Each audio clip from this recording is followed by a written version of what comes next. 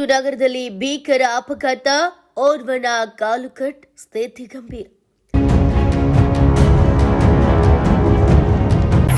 ನಗರದ ನೇಕಾರ ಕಾಲೋನಿಯ ನಾರಾಯಣ್ ಅಭಿಷೇಕ್ ನವೀನ್ ಎಂಬುವರಿಗೆ ಅಪಘಾತ. ರಾಣೆಬೆನ್ನೂರು ನಗರದ ಪಿಬಿ ರಸ್ತೆಯ ಎಂಜಿನಿಯರಿಂಗ್ ಕಾಲೇಜು ಬಳಿ ಅಪಘಾತ.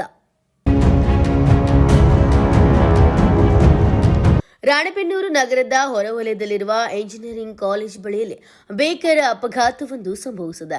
ನಗರದ ನೇಕಾರ ಕಾಲೋನಿಯ ಯುವಕರಾದ ನಾರಾಯಣ್ ಅಭಿಷೇಕ್ ನವೀನ್ ಎಂಬುವರಿಗೆ ಅಪಘಾತವಾಗಿದೆ. ಬುಲೆರೋ ಮತ್ತು ಬೈಕ್ಗಳ ನಡುವೆ ಅಪಘಾತವಾಗಿದ್ದು, ಮೂವರು ಯುವಕರ ಸ್ಥಿತಿ ಕೂಡ ಗಂಭೀರವಾಗಿದೆ. ಓರ್ವನ ಕಾಲ್ ಕೂಡ ಕಟ್ಟಾಗಿದ್ದು, ರಾಣೆಬೆನ್ನೂರಿನ ಸರ್ಕಾರಿ ಆಸ್ಪತ್ರೆಯಲ್ಲಿ ಚಿಕಿತ್ಸೆಯನ್ನ ಪಡೆದುಕೊಳ್ತಿದ್ದಾರೆ. Bureau report, news pulse, Ranebennur.